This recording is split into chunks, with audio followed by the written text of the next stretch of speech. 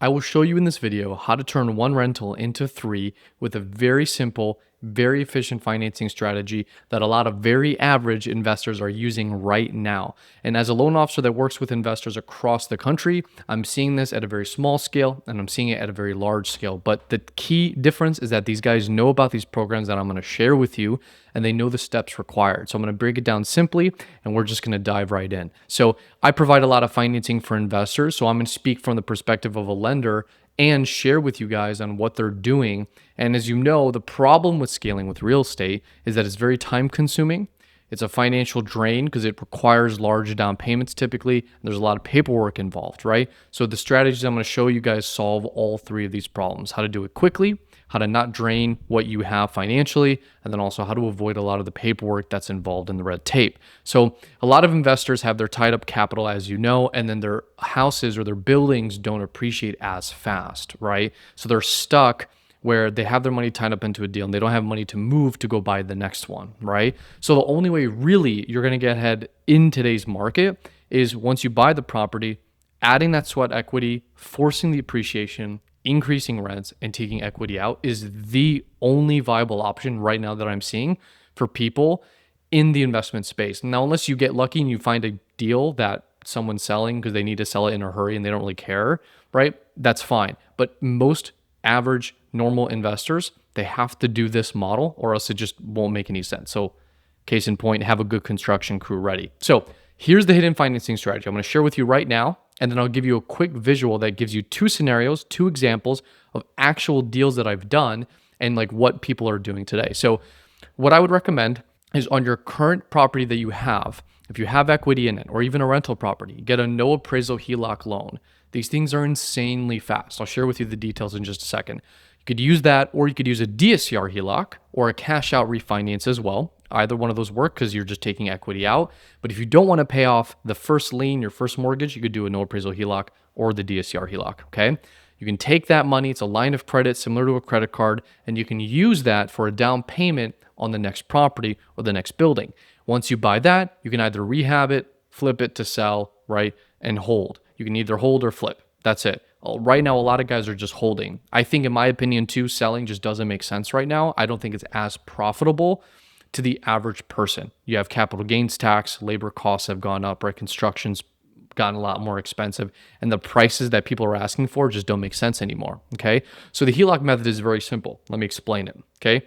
If you don't know what a HELOC is already, I would recommend looking into it because it works like a credit card on your house, right? A little bit different, but you have a 3 or 5 year draw period usually, and then you just make minimum payments monthly, and then the full payments kick in after that draw period. But what's great is you keep your primary mortgage, you don't pay it off. With the HELOC, you could draw on it or pay it off as you go, right? So if you take out a line of 100,000, right? And let's say you don't need 50 grand, you can repay 50 into principal. Now you have $50,000 that you can draw on later on when you need it, right? Or the 100,000 down the line. So this no appraisal HELOC program works very simple. We have an online portal. You can fill it out yourself. It's literally, guys, like a self-checkout. Very simple. It closes in about a week. Like if you apply today, let's say today's Friday, you will get the money in your account by next Friday. Like it is that quick, right? The catch is it cannot be in an LLC. If your property is an LLC, this program won't work, but it's good for 1 to 4 unit properties, primary and investment, as long as it's not in an entity.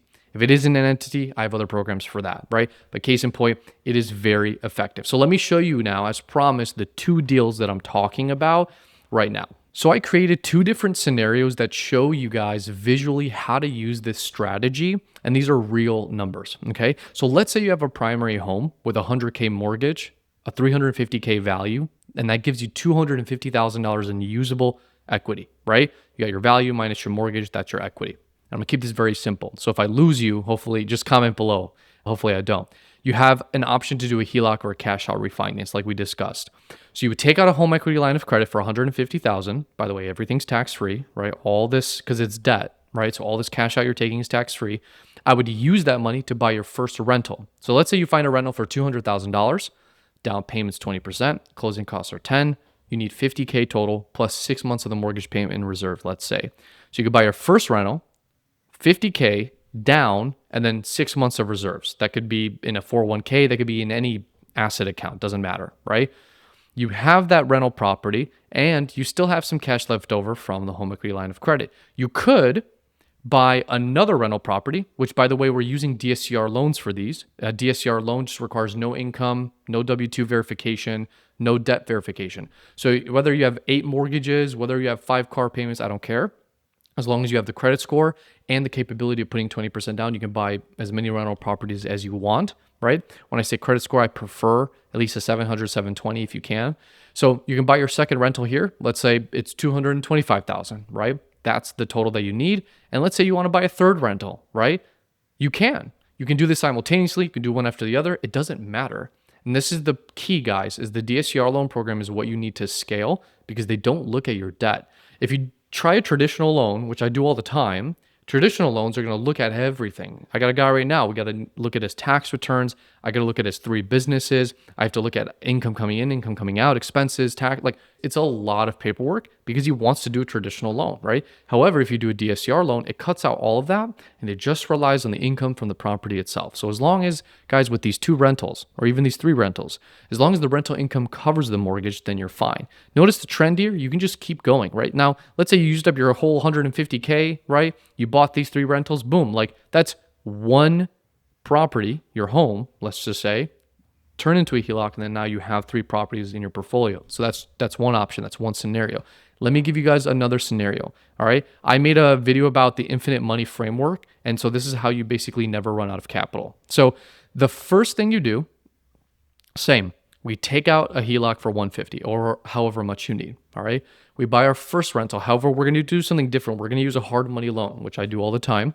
So for hard money loans, you do 20% down of loan to cost. Loan to cost meaning purchase price plus the rehab budget, right? So that's 30,000 down plus 10K closing costs. Let's say you're like, Ben, I need 100 grand in construction. We'll fund 100% of the construction, and your after repair value, that's your ARV right here, that is 375. Okay.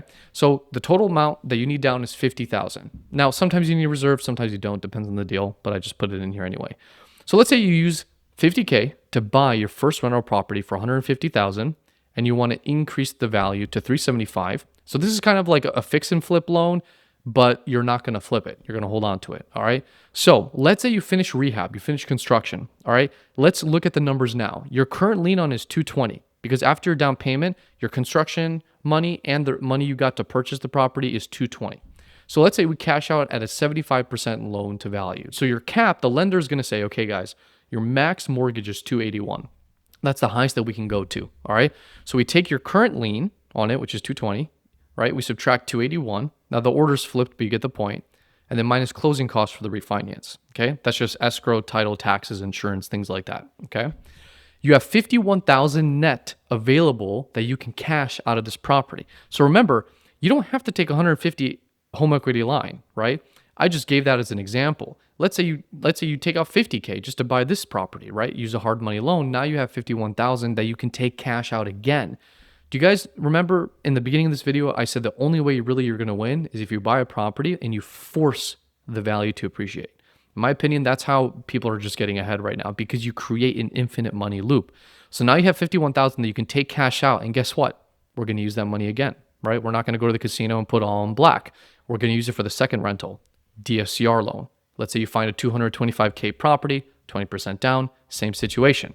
You can rehab this property. You can do the same exact thing, guys. The options are unlimited here. But in this case, I'm just showing you, let's say you buy a turnkey rental, but you could buy another rental property that you want to flip using another hard money loan. Do you guys see the trend here? Do you get what I'm doing? Right? So now let's say you rehab this property hypothetically, all right?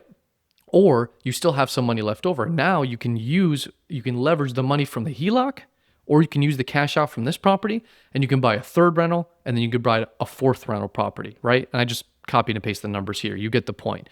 So this is where you have this infinite money loop, right? Where you can keep buying properties that never run out of capital because you're forcing them to appreciate in a specific niche, right? A lot of people right now are targeting single families. They're very, very like highly valued niches in some markets. However, I love multifamily. I love 2 to 4 unit buildings because if one tenant leaves, I still have the other units in my building. Whereas you have one tenant in your single family home, and if they leave, unless you're Airbnb, unless they leave, you're stuck. You have to find another tenant, right? So multifamily, if your market has them, increase in value way faster than single family, but these are just standard rental properties. So to recap, we pull cash from property one, right? You can get a HELOC, you can tap into that equity, you can use the HELOC for the down payment, right?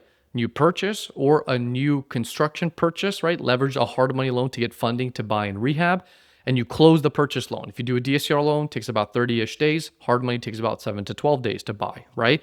Then you acquire rentals 2 and 3. Combine the HELOC, leverage the equity that you have, and reuse it to stabilize. And guys, at the end of the day, all that to say is don't go crazy. Debt is a tool. If used improperly, you will screw yourself. Don't over leverage your properties, right? If you found value in this, please subscribe. It'll really support the channel. I'm trying to help a lot of investors right now that are investing wrong do it right with the tools that they don't even know that they have. So you have two options. Either you can try and figure this all out on your own, or you can book a call with me or shoot my team an email and we can strategize together so you don't waste time Googling options, right? We're going to fast track your process, fast track your way to buying the next 3rd, 4th, 10th rental property using a lot of creative financing strategies that people just aren't really talking about today. So if you're ready, don't waste more time, book a call or send me an email. Hope you found value in this. Thank you.